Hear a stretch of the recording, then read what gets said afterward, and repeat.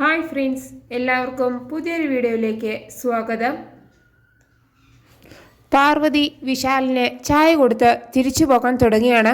അപ്പോൾ വിശാൽ പറയും, ഇതെങ്ങോട്ടായി പോകുന്നത്? ചെയ്യുന്ന കാര്യങ്ങളെ പകുതിക്ക് വെച്ച് നിർത്തുന്നത് ശരിയല്ല. തുടങ്ങി വെച്ച ജോലികൾ അവരവർ തന്നെ കംപ്ലീറ്റ് ചെയ്യണം. അപ്പോൾ പാർവതി പോയിട്ട് വിശാലിന് ഷർട്ടിൻ്റെ ബട്ടൺസ് ഇട്ട് കൊടുക്കുകയാണ്. അപ്പോൾ വിശാലെ ഫോണിൽ സംസാരിക്കുകയാണ് കേട്ടോ. ബട്ടൺസ് ഇട്ടതിന് ശേഷം പാർവതി പോവാൻ തുടങ്ങാൻ നിൽക്കുകയാണ്. അപ്പോൾ വിശാല് പാർവതിയോട് പറയും, ഇങ്ങനെയല്ല ഇത് ചെയ്യേണ്ടത്. ഏത് ജോലി ചെയ്താലേ അത് ആസ്വദിച്ച് ചെയ്യണം. എന്നിട്ട് ഷർട്ടിൻ്റെ ബട്ടൺസ് എല്ലാം ഊരിയിട്ടിട്ട് പറയും, നീ എല്ലാ ബട്ടൺസും ഒന്ന് ആസ്വദിച്ചിട്ട് തരണം. ഞാൻ പറയുന്നത് നീ കേട്ടാൽ മതി, അല്ലാതെ ഇങ്ങോട്ടൊന്നും പറയണ്ട. അപ്പോൾ പാർവതി വീണ്ടും ഷർട്ടിൻ്റെ ബട്ടൺസ് എല്ലാം ഇട്ട് കൊടുത്തിട്ട് അവിടുന്ന് പോകാൻ തുടങ്ങുകയാണ് കേട്ടോ. അപ്പോൾ വിശാല് ചോദിക്കും, എന്താ ഇത്ര ധൃതി? നീ എവിടേക്കായി പോകുന്നത്? അപ്പോൾ പാർവതി പറയും, അതെ വിശാൽ സാറേ, എനിക്ക് 2 ദിവസമായിട്ട് ചെറുതായിട്ടൊരു പനിയുണ്ട്. അടുക്കളയിൽ കഷായം അടുപ്പത്ത് വെച്ചിട്ടാണ് ഞാൻ വന്നത്. ഇത് കേൾക്കുമ്പോൾ വിശാൽ ചോദിക്കും, പനിയോ? എന്നിട്ട് നീ എന്താ ഇത് എന്നോട് ഇതുവരെ പറയാതിരുന്നത്? ഞാനെന്ന് നോക്കട്ടെ എന്ന് പറഞ്ഞിട്ട് പാർവതിയുടെ കവിളിലും നെറ്റിയിലൊക്കെ വിശാൽ തൊട്ട് നോക്കുകയാണ്. അപ്പോൾ പാർവതി ആ കൈ പിടിച്ച് മാറ്റിയിട്ട് പറയും, മതി മതി, ശൃംഗരിക്കാനുള്ള ഒരു സമയം, ഒന്ന് വിട് വിശാൽ സാറേ എന്ന് പറഞ്ഞിട്ട് നാണത്തോടെ ചിരിച്ചുകൊണ്ട് റൂമിൽ നിന്ന് പോവുകയാണ്. പിന്നെ കാണിക്കുന്നത് രാധികയും പാർവതിയും കൂടെ ജാസ്മിനെ കാണാൻ ഔട്ട് ഹൗസിലേക്ക് വരികയാണ്. അവരെ കാണുമ്പോൾ ജാസ്മിൻ ചോദിക്കും, എന്താ രണ്ടുപേരും കൂടി ഇവിടേക്ക്? ക്ഷേമം അന്വേഷിക്കാൻ വന്നതാണോ? എന്താ നിങ്ങളുടെ ആഗമന ഉദ്ദേശം? അപ്പോൾ രാധിക പറയും, വ്യക്തമായൊരു ഉദ്ദേശം ഇല്ലാതെ നിന്റെ തിരുമോന്ത കാര്യം ഞങ്ങൾക്കില്ലല്ലോ. അപ്പോൾ ജാസ്മിൻ പറയും, നിന്ന് വാചകം അടിക്കാതെ വന്ന കാര്യം പറഞ്ഞിട്ട് പോകാൻ നോക്ക്. അപ്പോൾ പാർവതി ചോദിക്കും, നീ ആരാണെന്നാണടി നിന്റെ വിചാരം? കൂടെപ്പിറപ്പിനെ ജയിലിലാക്കാൻ നീ കളിച്ച നാടകം ഗംഭീരമായിട്ടുണ്ട്. പൊന്നാങ്ങളെ അഴിയെണ്ണാൻ പോയിട്ടും നിനക്കൊരു ഭാവമാറ്റം ഇല്ലല്ലോ. അപ്പോൾ ജാസ്മിൻ ചോദിക്കും, എന്ത് ഭാവമാറ്റം വേണം എന്നാണ് നീ പറയുന്നത്? ഞാൻ ഇവിടെ കിടന്ന് നെഞ്ചത്തടിച്ച് കരയണോ? ഒന്ന് പോടി അവിടുന്ന്. ഇതേ ജാസ്മിനാണ്, ഉടയാത്ത മനസ്സും എന്ത് നേരിടാൻ ചങ്കുറപ്പുള്ള മനസ്സുള്ള ജാസ്മിൻ. ജിതിൻ ചെയ്ത തെറ്റിനുള്ള ശിക്ഷയാണ് ഈ ജയിൽവാസം. തെറ്റ് ചെയ്തവൻ ശിക്ഷ അനുഭവിക്കണം. അപ്പോൾ പാർവതി പറയും, അങ്ങനെ ഒരു ബോധം നിനക്കുള്ളത് നല്ലതാണ്. പക്ഷേ തെറ്റ് ചെയ്തവർ മാത്രമല്ല, ആ തെറ്റിന് കൂട്ടുനിന്നവരും അതിനെ പ്രേരിപ്പിച്ചവരും കൂടി ശിക്ഷ അനുഭവിക്കണം. അങ്ങനെ നോക്കിയാൽ നീയും അഴി എണ്ണേണ്ടവളാണ്. അപ്പോൾ ജാസ്മിൻ പറയും, തോന്നിവാസം പറയരുത്. ഞാൻ എന്ത് തെറ്റ് ചെയ്തു എന്നാണ് നീ ഈ പറയുന്നത്? അപ്പോൾ രാധിക പറയും, തെറ്റുകൾ മാത്രമല്ലേ നീ ചെയ്തിട്ടുള്ളത്, അതിലിപ്പോൾ എടുത്തു പറയാൻ എന്താണുള്ളത്? അപ്പോൾ പാർവതി പറയും, ചതിയും വഞ്ചനയും കൂടെപ്പിറപ്പായ നീ ആങ്ങളയെ ജയിലിലാക്കിയ ശേഷം ഇവിടെ ചുറ്റിക്കറങ്ങി നടക്കുന്നത് എന്തിനാണ്? എന്താ നിന്റെ ഉദ്ദേശം? അപ്പോൾ ജാസ്മിൻ പറയും, എൻ്റെ ഉദ്ദേശം നിനക്ക് അറിയാവുന്നതല്ലേ, ഇനിയും ഞാനത് വിശദീകരിക്കേണ്ട കാര്യമുണ്ടോ?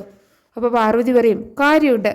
വിശാൽ സാറിനെ സ്വന്തമാക്കാനുള്ള നിന്റെ ഉദ്ദേശം നടക്കില്ല എന്ന് ഞാൻ നിന്നോട് പല പ്രാവശ്യം പറഞ്ഞിട്ടുള്ളതാണ്.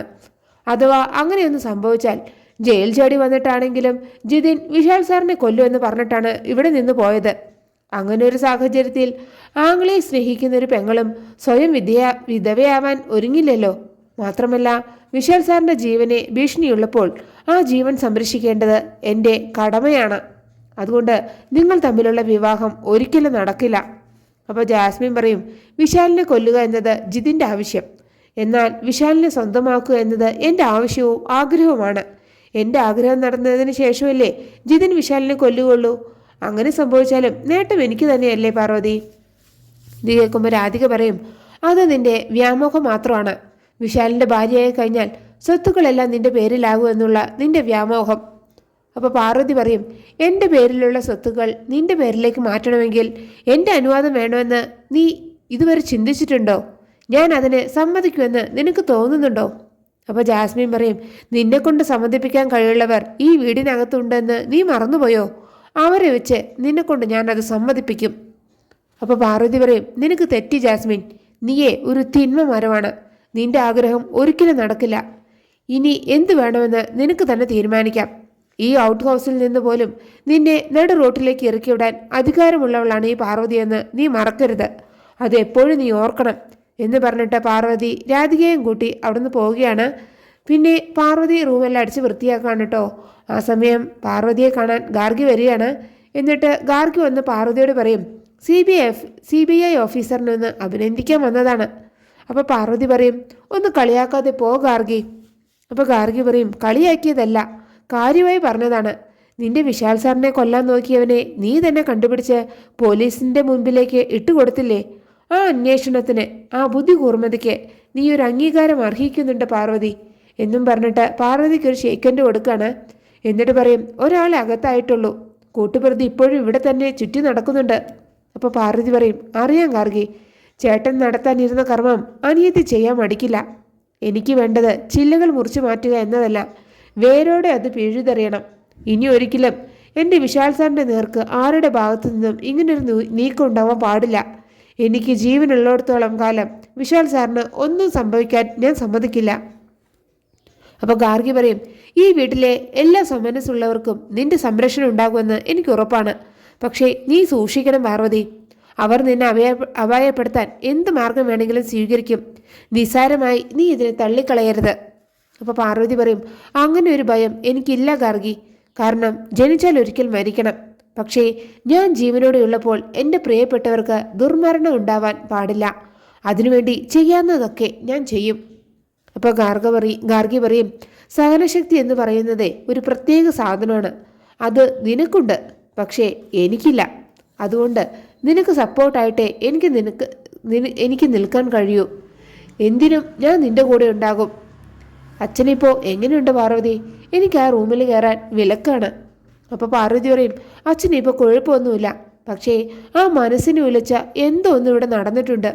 അത് അമ്മയുടെ ഭാഗത്തു നിന്നാണോ പ്രതാപൻ സാറിൻ്റെ ഭാഗത്തു നിന്നാണോ ഉണ്ടായതെന്നാണ് എൻ്റെ സംശയം. അപ്പോൾ ഗാർഗി പറയും, സംശയിക്കാൻ എന്തിരിക്കുന്നു? എൻ്റെ അമ്മായിയമ്മയുടെ ഭാഗത്ത് തന്നെയായിരിക്കും. കൂട്ടുകക്ഷിയായിട്ട് ആ മൊട്ട തലേനും കാണും. പിന്നെ കാണിക്കുന്നത് പ്രഭാവതി എന്തോ ആലോചിച്ച് റൂമിൽ അങ്ങോട്ടും ഇങ്ങോട്ടും നടക്കുന്നതാണ് കേട്ടോ. അപ്പോഴാണ് പ്രതാപൻ അവിടേക്ക് വരുന്നത്. പ്രഭാവതി അങ്ങനെ നടക്കുന്നത് കാണുമ്പോൾ പ്രതാപൻ ചോദിക്കും, എന്താ ചേച്ചി പ്രശ്നം? ചേച്ചി ഈ ലോകത്തൊന്നുമല്ലേ? അപ്പോൾ പ്രഭാവതി പറയും, ശേഖരേട്ടൻ ജയിലിൽ കിടക്കാൻ തുടങ്ങിയിട്ട് വർഷം ഇത്രയായി. ഇതിനിടയിൽ നീയോ ഞാനോ ഒന്ന് പോയി കണ്ടിട്ട് പോലുമില്ല. അപ്പോൾ പ്രതാപൻ പറയും, എന്തിനു പോകണം ചേച്ചി? ബന്ധം വേർപ്പെടുത്തിയ ഭർത്താവിൻ്റെ ക്ഷേമം അന്വേഷിച്ച് ഏതെങ്കിലും ഭാര്യമാർ പോകുമോ? അതും സെൻട്രൽ ജയിലിൽ കിടക്കുന്ന ആളിനെ കാണാൻ. ചേച്ചി എന്തിനാണ് ആവശ്യമില്ലാത്ത കാര്യങ്ങളൊക്കെ ചിന്തിക്കുന്നത്? അപ്പോൾ പ്രഭാവതി പറയും, അങ്ങനെയല്ല പ്രതാപ, കണക്ക് കൂട്ടി നോക്കിയാൽ കൊലപാതക കുറ്റത്തിന് കിട്ടിയ ജീവപര്യന്ത ശിക്ഷ 14 വർഷം. പിഴയടിക്കാൻ കഴിഞ്ഞില്ലെങ്കിൽ 1-2 വർഷം കൂടി കൂടും. അപ്പോൾ മൊത്തം 16 വർഷം. അങ്ങനെ നോക്കിയാൽ ശിക്ഷയുടെ കാലാവധി ഇപ്പോൾ തീർന്നു കാണും. ഒരുപക്ഷെ ആളിപ്പോൾ പുറത്തിറങ്ങിയിട്ടുണ്ടാവും. അത് നീ ഒന്ന് അന്വേഷിക്കണം. ഇത് കേൾക്കുമ്പോൾ പ്രതാപൻ ചോദിക്കും, എന്തിനാ അത് അന്വേഷിക്കുന്നത്? അതിൻ്റെ ഒന്നും ഒരാവശ്യമില്ല ചേച്ചി. ഇനിയിപ്പോൾ അയാൾ ശിക്ഷ കഴിഞ്ഞ് ഇറങ്ങിയാൽ തന്നെ പട്ടിണി മാറ്റാനുള്ള വഴിയും തേടി അയാൾ എങ്ങോട്ടെങ്കിലും പോയി കാണും. ചിലപ്പോൾ ഈ നാട് തന്നെ വിട്ടുകാണും. ചേച്ചി ഇതിനെക്കുറിച്ചൊന്നും ആലോചിക്കാതിരിക്കേ. അങ്ങനെയാണ് ആ എപ്പിസോഡ് അവസാനിക്കുന്നത്. നിങ്ങൾക്ക് എൻ്റെ റിവ്യൂ ഇഷ്ടമായി മറക്കാതെ എല്ലാവരും ലൈക്കും സബ്സ്ക്രൈബ് തന്ന് എന്നെ സപ്പോർട്ട് ചെയ്യണേ പ്ലീസ്.